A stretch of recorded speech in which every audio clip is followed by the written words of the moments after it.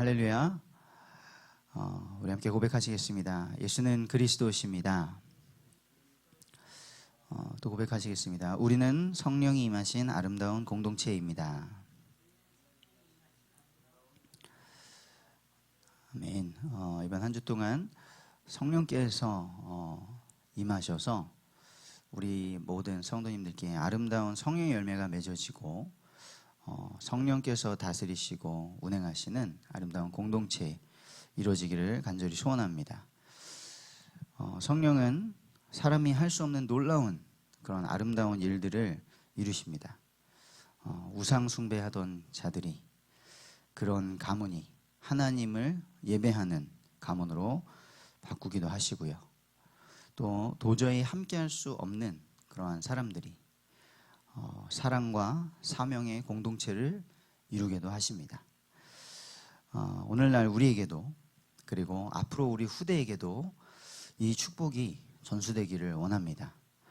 그래서 오늘은 이 강단 말씀을 통해 우리에게 주신 성령이 임하시는 아름다운 공동체의 축복을 누리기 위해 우리가 붙잡을 것, 오늘 나눌 말씀의 제목은 말씀으로 무장하라입니다. 말씀으로 무장하라. 첫 번째는요, 이 하나님의 말씀에는 능력이 있습니다. 하나님의 말씀은 단순한 지식이 아니고요, 살아있고 역사하는 능력인 줄 믿습니다. 이 하나님의 말씀은 어떤 일들을 행하셨습니까? 하나님은 세상을 말씀으로 창조하셨습니다. 혼돈하고 공허하고 흑암이 깊음이 있던 그 곳에 하나님의 말씀이 임하시니 하나님이 빛이 있으라 하시니 빛이 있었고, 하나님께서는 말씀으로 세상을 창조하셨습니다. 이 하나님의 말씀에는 창조의 능력이 있습니다. 하나님의 말씀이 오늘도 우리 안에 살아서 역사하기를 원합니다. 또 그 하나님의 말씀은 질서이시죠. 하나님은 말씀으로 우리를 통치하십니다. 모든 만물을, 나무는 땅에, 물고기는 물속에, 새들은 하늘을 날도록, 저 우주 모든 천체들이 그곳에 있으면서 날과 시를 이루도록 다 만들어 주셨습니다. 근데 하나님의 형상인 사람에게 하나님이 말씀하셨죠. 생육하고 번성하고 땅에 충만하고 땅을 정복하라. 모든 생물을 다스리라.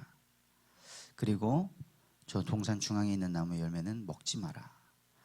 하나님께서는 말씀으로 질서를 주시고요, 또 사명을 주십니다. 하나님은 이 말씀을 통하여서 자신을 계시하셨죠. 많은 것들을 드러내셨는데 하나님의 율법에는 하나님의 공의와 사랑이 나타나죠. 근데 그 말씀이 하나님을 나타내는 그 계시의 절정은 무엇입니까?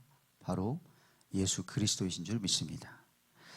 요한복음 1장 14절에 말씀이 육신이 되어, 이 말씀은 태초에 계셨고 그 말씀이 하나님이신데 이 말씀이 육신이 되어 우리 가운데 거하심에 우리가 그의 영광을 보았다라고 말씀하고 있습니다.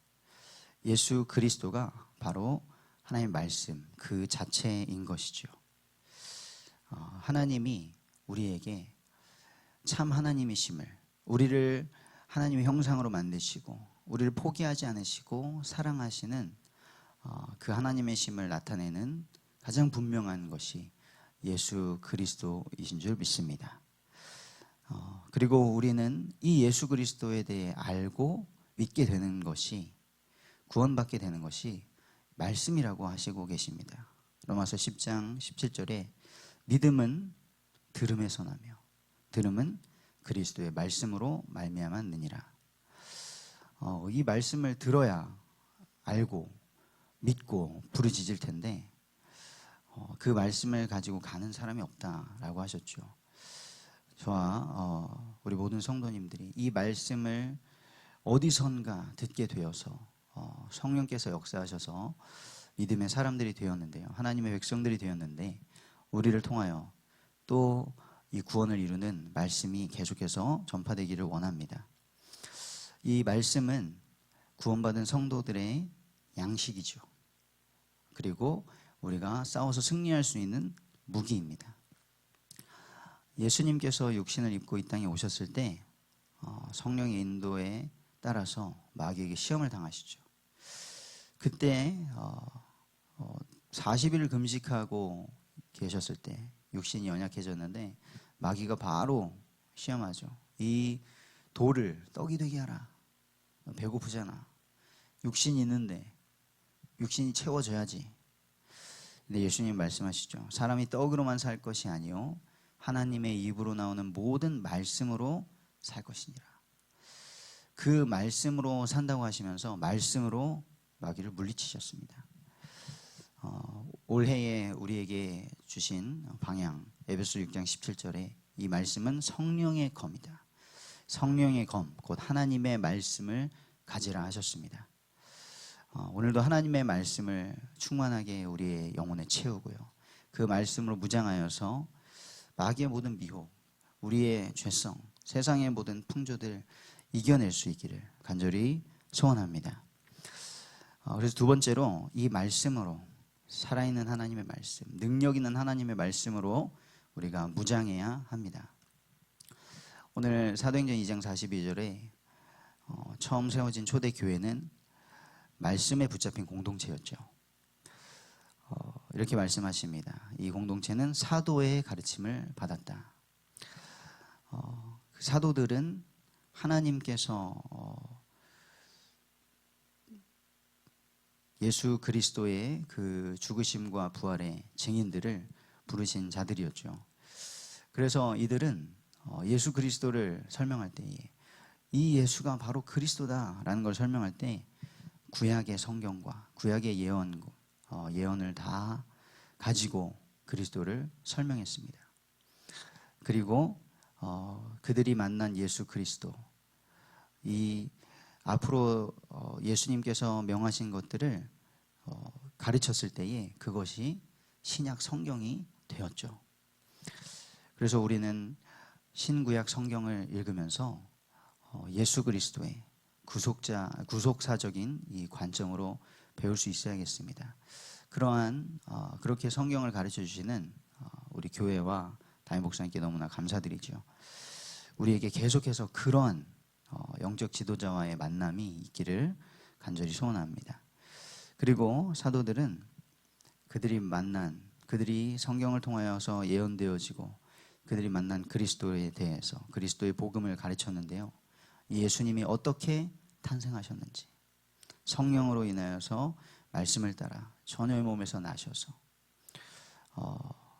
가장 겸손한 모습으로, 낮은 모습으로 오신 것, 그리고 예수님이 이 땅에 3년여간의 생을 사시면서 가르치시고 전파하시고 고치신 모든 행하신 것들, 그리고 십자가에서 우리의 모든 죄를 짊어지시고 어린 양 되셔서 희생제물 되셔서 죽으신 그 대속의 죽음, 그리고 약속하신 대로 3일 만에 사망 권세를 이기시고 사망 권세 잡은 마귀 권세를 깨뜨리시고 부활하신 그리스도, 그 그리스도께서 승천하시면서 다시 올 것이다.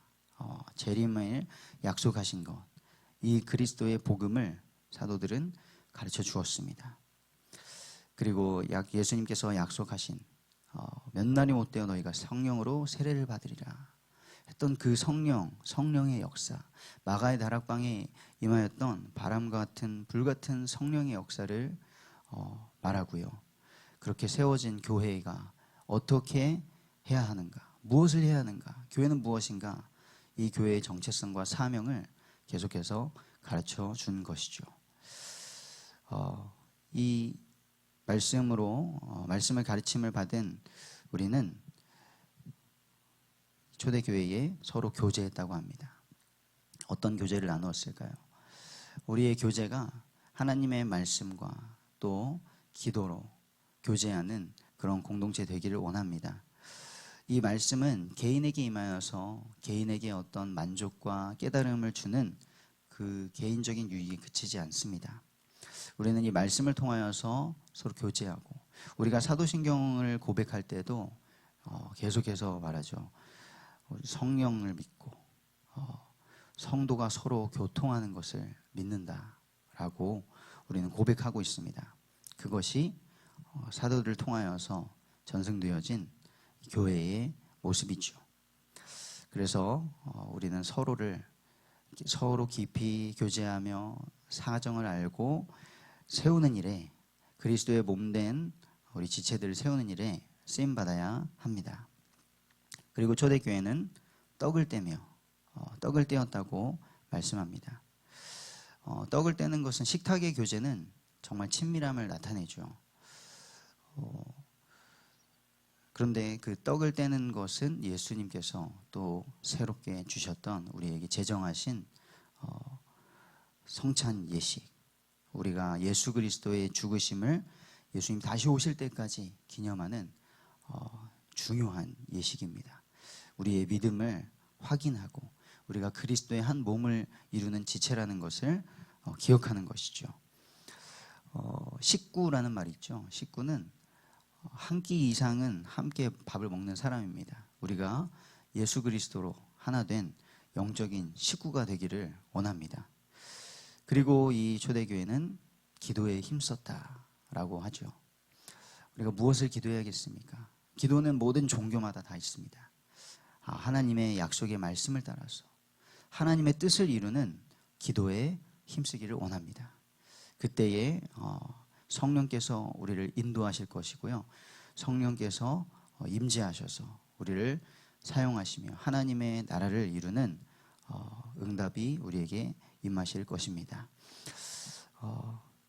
하나님의 말씀을 붙잡고 그 말씀을 따라 살아가는 것, 오늘 찬양한 것처럼 예수님이 말씀하셨던 하나님의 말씀을 듣고 내 말을 듣고 순종하는 자는 반석 위에 집을 짓는 것 같다.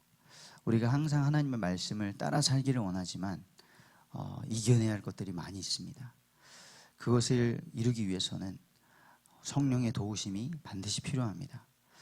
아마 지난 한 주간 성령이 임하시면 이 말씀을 들으시고 살아가시면서 정말 성령께서 인도하시고 통치하시는 그런 삶을 살고 싶다 많이 생각하셨을 텐데요. 저는 그 말씀을 받고 사역을 하고 가정에서 아내와 또 어린 아이를 돌보고 하는데 정말 성령의 도우심이 아니고는 이거 불가능하구나 하는 생각을 많이 했었습니다. 우리 성도님들께 하나님의 말씀이 살아서 역사하신다는 증거가 이번 한 주간도 풍성하게 있기를 간절히 소원합니다. 결론입니다. 우리는 오로지 힘써야겠습니다. 이 개역개정으로 보면 마지막에 오로지 기도하기를 힘쓰니라 이렇게 되어 있으니까 이들이 기도에 오로지 힘썼구나 라고 보여지는데요. 헬라어 원문을 보면 오로지 힘쓴 것이 사도의 가르침 받는 것, 교제하고 떡을 떼고 기도하는 것, 이 모든 것에 오로지 힘썼다라고 라는 의미로 되어 있습니다. 초대교회 상황은 우리 지금 이 시대보다 정말 신앙을 지키기 어려운 때였죠. 신앙을 표현하기도 어려운 때였습니다. 그러나 그들은 흔들림 없이 하나님의 말씀을 중심으로 주님이 성령으로 이루어주신 공동체를 힘써 이루었습니다. 하나님께 받은, 예수 그리스도를 통해 받은 그 말씀을 기억하기 위하여서, 실천하기 위하여서 그것을 끊임없이 읊조리고 마음에 새기고 그 말씀대로 살아내었습니다. 우리 예손교회도 초대교회와 같은 교회가 되기를 원합니다. 에베소서 4장 1절에서 3절에 보면 이렇게 말씀하십니다. 부르심을 받은 일에 합당하게 행하여 모든 겸손과 온유로 하고 오래 참음으로 사랑 가운데서 서로 용납하고 평안에 매는 줄로 성령이 하나 되게 하신 것을 힘써 지키라. 우리가 다 하나님의 부르심을 받았죠. 그 부르심을 받은 일에 합당하게 행할 때에 성령께서 우리에게 성령 열매를 맺게 하실 것이고요. 그때에 하나님 성령께서 하나 되게 하신 우리의 교회, 우리의 가정들, 그것이 지켜지게 될 줄 믿습니다. 어제 오후 예배 때는 우리가 우리 교회의 정관을 함께 읽었습니다.